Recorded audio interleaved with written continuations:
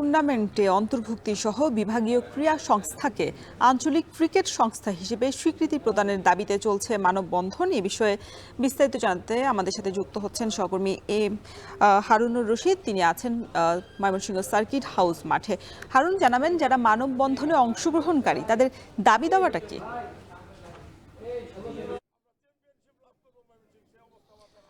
রোশন, আপনি জানেন যে বাংলাদেশের ক্রিকেটের একটি খেলোয়াড়ের অন্যতম যোগানদার জেলা হচ্ছে ময়মনসিংহ, এবং এই ময়মনসিংহ বিভাগের যে সার্কিট হাউস মাঠ, এই সার্কিট হাউস মাঠে এখানে জাতীয় দলে অনেকেই প্রতিনিধিত্ব করেছেন। সাইফুল, সানোয়ার, জাকির, হারুনুর রশিদ লিটন, মুসাদ্দেক হোসেন সৈকত এবং মাহমুদুল্লাহ রিয়াদ সহ অসংখ্য জাতীয় দলের খেলোয়াড় কিন্তু তৈরি হয়েছে এই সার্কিট হাউস মাঠের যে মাঠ, সেই মাঠে খেলাধুলা করে। এবং ময়মনসিংহ থেকে জাতীয় ক্রিকেট দলে এবং বয়সভিত্তিক ক্রিকেট দলে অনেক খেলোয়াড় অংশগ্রহণ করলেও ময়মনসিংহের কিন্তু এই জাতীয় ক্রিকেটে কিন্তু যে সরকারিভাবে বা ক্রিকেট বোর্ডের যে স্বীকৃতি, সেই স্বীকৃতি কিন্তু ময়মনসিংহ বিভাগ পাচ্ছে না।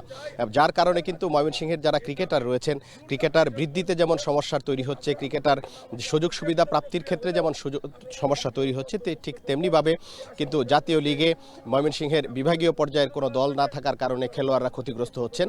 এবং এখানে আজকে যে মানববন্ধনটি হচ্ছে, এখানে মূলত দুটি দাবি করা হয়েছে। একটি হচ্ছে যে জাতীয় ক্রিকেট লিগে ময়মনসিংহ বিভাগের অন্তর্ভুক্তি, এবং আরেকটি দাবি হচ্ছে যে ময়মনসিংহ বিভাগীয় ক্রীড়া সংস্থা আঞ্চলিক ক্রিকেট সংস্থা হিসাবে স্বীকৃতি দেওয়ার জন্য কিন্তু এখানে মানববন্ধনটি হচ্ছে।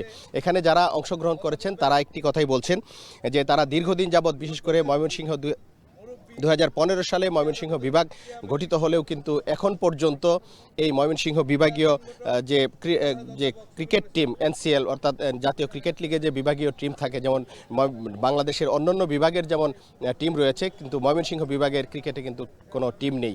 যার কারণে এই অঞ্চলের যারা ক্রিকেটার, যারা সংগঠক আছেন, তারা কিন্তু ক্ষতিগ্রস্ত হচ্ছেন। এবং তারা যে দাবিটি করছেন, তারা বিভিন্ন সময় দাবি জানাচ্ছেন যে এই ময়মনসিংহ জাতীয় ক্রিকেট লিগে ময়মনসিংহ বিভাগের অন্তর্ভুক্তি করতে হবে এবং ময়মনসিংহ বিভাগীয় ক্রীড়া সংস্থাকে আঞ্চলিক ক্রিকেট সংস্থা হিসাবে স্বীকৃতি দিতে হবে। দীর্ঘদিন যাবত এই দাবিটি করলেও কিন্তু দাবিটি মানা হচ্ছে না।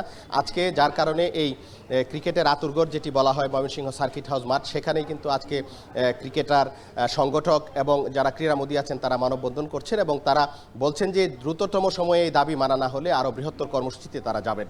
তো এই ছিল আমার কাছে ময়মনসিংহের সার্কিট হাউস মাঠ থেকে সর্বশেষ। ময়মনসিংহ থেকে যুক্ত ছিলেন সহকর্মী হারুনুর রশিদ।